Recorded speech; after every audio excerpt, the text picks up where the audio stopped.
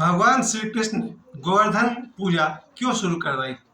आइए आज हम लोग श्रीमद् भागवत महापुराण से दसम स्कंद से 25वां अध्याय को अभी हम पढ़े और इससे मुझे पता चला कि भगवान श्री कृष्ण ने गोवर्धन पूजा क्यों करवाई थी। शुरुआत ऐसे है कि भगवान श्री कृष्ण और उनके साथ में बलराम जी दोनों ही अपने पिताजी नंद बाबा के पास जाते हैं और वहाँ वो देखते हैं कि सभी जो ब्रजवासी हैं बड़ी मेहनत करके कुछ न कुछ जुटा रहे हैं। भगवान श्री कृष्ण पूछते हैं, ये पिताजी, ये आप लोग क्या कर रहे हैं, किस चीज की तैयारी कर रहे हैं? तरह तरह के अन्न मंगवाए जा रहे हैं। तब नंद बाबा ने कहा कि हम लोग इंद्र भगवान की पूजा करते हैं और उनके लिए यज्ञ करने जा रहे हैं। भगवान कृष्ण ने पूछा क्यों? तब नंद बाबा ने बताया कि भगवान इंद्र ही हम लोग के पालक हैं, हम लोग को पालने पोसने वाले हैं। भगवान इंद्र की कृपा से ही वर्षा होती है और वर्षा से खेती बाड़ी होती है और वर्षा से हम सब जीवित हैं। ये गिरिराज पहाड़ है, इस पर बड़े बड़े जो पेड़ उगे हुए हैं वो सब इंद्र भगवान की कृपा से है। हम अगर जीवित हैं तो इंद्र भगवान की कृपा से हैं। ये पशु जो खा पी रहे हैं इंद्र भगवान की कृपा से है। और इस तरह से नंद बाबा ने इंद्र भगवान की महिमा का वर्णन किया कि हम सब इंद्र भगवान के उपकार से दबे हुए हैं और इसलिए हम लोग इंद्र भगवान की पूजा करते हैं और उनके लिए यज्ञ करने जा रहे हैं। यहाँ भगवान श्री कृष्ण ने नंद बाबा को कहा कि बाबा, हम सब अपने अपने कर्म के अनुसार जीते और मरते हैं, इससे बीच में इंद्र भगवान कहाँ से आ गए? भगवान श्री कृष्ण ने कहा कि जो जैसा कर्म करेगा वैसा फल पाएगा।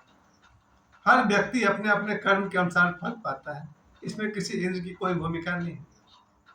इंद्र का ये काम है वर्षा करना। प्रकृति एक नियम से चलती है। ये पेड़ पौधे हैं जो बादल को आकर्षित करते हैं। ये गोवर्धन पर्वत है जहाँ से हमें इतने सारे पेड़ और फल मिलते हैं, जड़ी बूटी मिलती है। अगर हम पर उपकार है तो प्रकृति का है, इसमें इंद्र का क्या उपकार है? भगवान श्री कृष्ण कहते हैं कि खेती बाड़ी, जमीन, हवा, वर्षा, पेड़ पौधे, जंगल, इन सब का हमारे ऊपर जरूर उपकार है, लेकिन इंद्र की पूजा करना वो भी भय के कारण उचित नहीं है। नंद बाबा ने कहा, ये कैसे हो सकता है? हम लोग वर्षों से इंद्र भगवान की पूजा करते हैं और तुम कहते हो इंद्र भगवान का यज्ञ नहीं करो। भगवान श्री कृष्ण कहते हैं कि ऐसा करते हैं, इंद्र भगवान के यज्ञ की जगह हम लोग गौ, ब्राह्मण और गिरिराज यानी कि गोवर्धन पहाड़, इनकी पूजा करेंगे, इनके लिए यज्ञ करेंगे।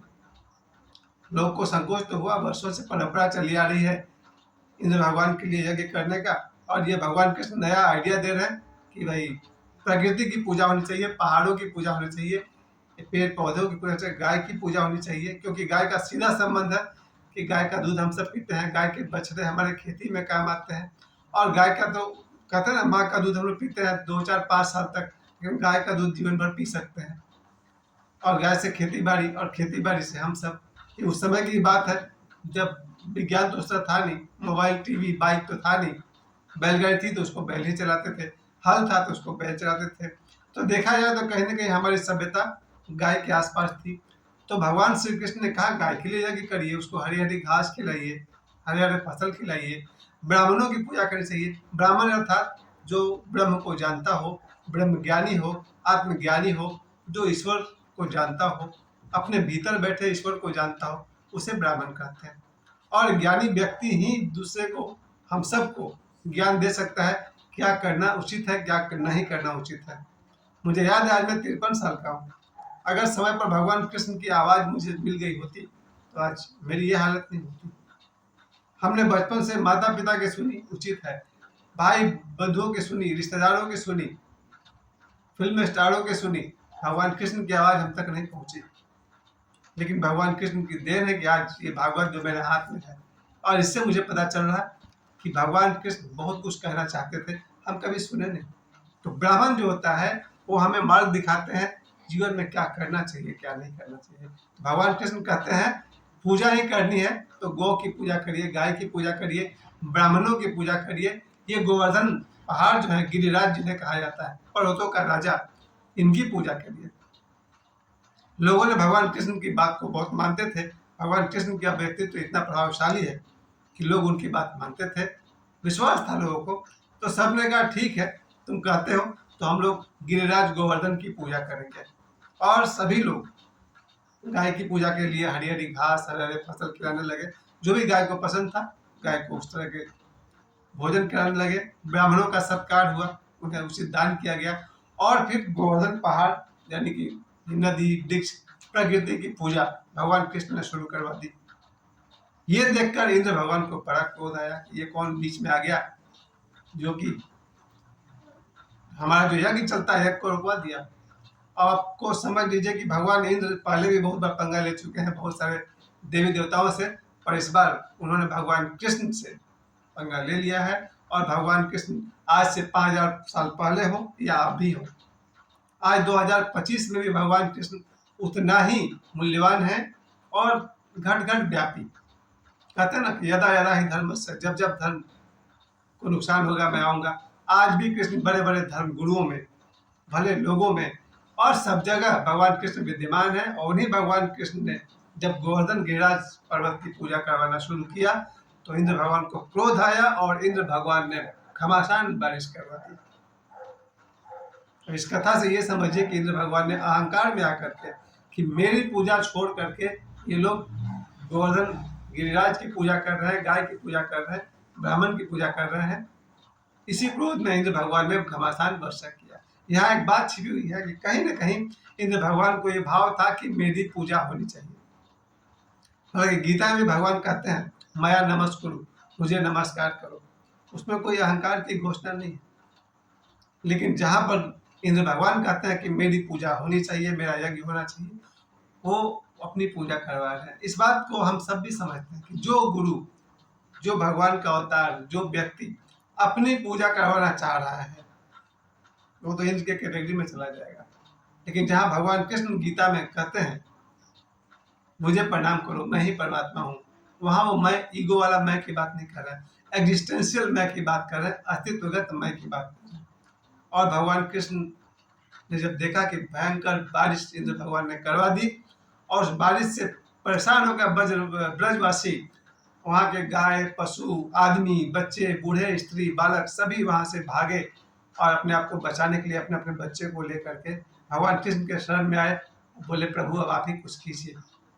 इससे पहले जब भगवान कृष्ण ने एक काम किया है, जब लोग यज्ञ कर रहे थे स्वयं भगवान कृष्ण ने गिरिराज गोवर्धन का परिक्रमा करना शुरू किया और भगवान कृष्ण परिक्रमा कर रहे थे और साथ साथ ब्रजवासी भी परिक्रमा कर रहे थे।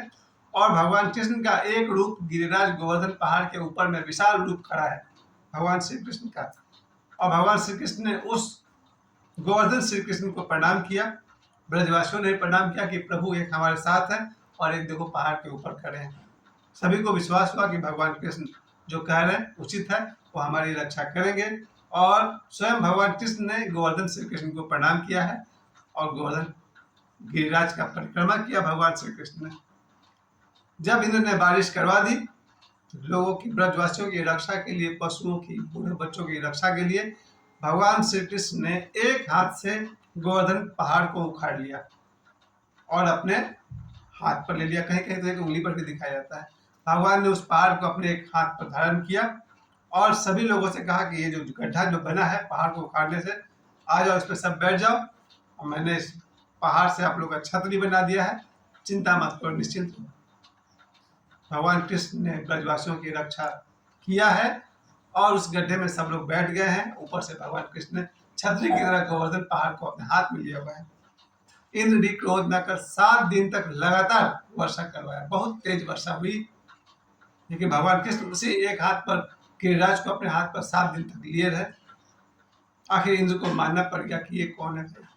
इंद्र भगवान को कहा जाए तो होश ठिकाने आ गया और भगवान कृष्ण के सामने अपनी हार मार ली, वर्षा बंद कर दी गई और सभी लोगों को भगवान कृष्ण ने कहा अब आप लोग निकलिए यहाँ से, और उन्हें गिरिराज को गोवर्धन पहाड़ को वापस वहीं पर रख दिया। आज भी जब भी कोई वृंदावन जाता है तो वहाँ जो गिरिराज है गोवर्धन पहाड़, उसकी परिक्रमा लोग करते हैं। अति शीघ्र वो अवसर आएगा जब हम भी वृंदावन जाएंगे और गिरिराज जो गोवर्धन पहाड़ है उसकी परिक्रमा हम भी करेंगे। और आज गोवर्धन पूजा भगवान श्री कृष्ण ने क्यों करवाई, इस बात को हमने आप सभी के सामने रखा। धन्यवाद है, आभार प्रकट करता हूँ। इस श्रीमद् भागवत महापुराण इसके 10वें स्कंद 25वें अध्याय में आपको बात मिलेगी कि गोवर्धन पर्वत को भगवान श्री कृष्ण ने क्यों उठाया था। इंद्र का अहंकार को चूर करने के लिए और प्रकृति का महत्व बताने के लिए कि ये पेड़, नदियां, ब्राह्मण, गाय, ये सभी पूजनीय है, वंदनीय है। आदमी अपने अपने कर्मों का फल पाता है। भय से किसी की पूजा करना उचित नहीं है। प्रेमवश पूजा करना अलग बात है। भगवान श्री कृष्ण के लिए मैं तो यही कहूँगा 2025 में भी अगर कोई कण में समाया है तो भगवान श्री कृष्ण। आज के लिए उन्हें कहूँगा गोवर्धन श्री कृष्ण। तो आज आप सभी ने जाना गोवर्धन पहाड़ को भगवान श्री कृष्ण ने क्यों उठा लिया था। जय श्री कृष्ण।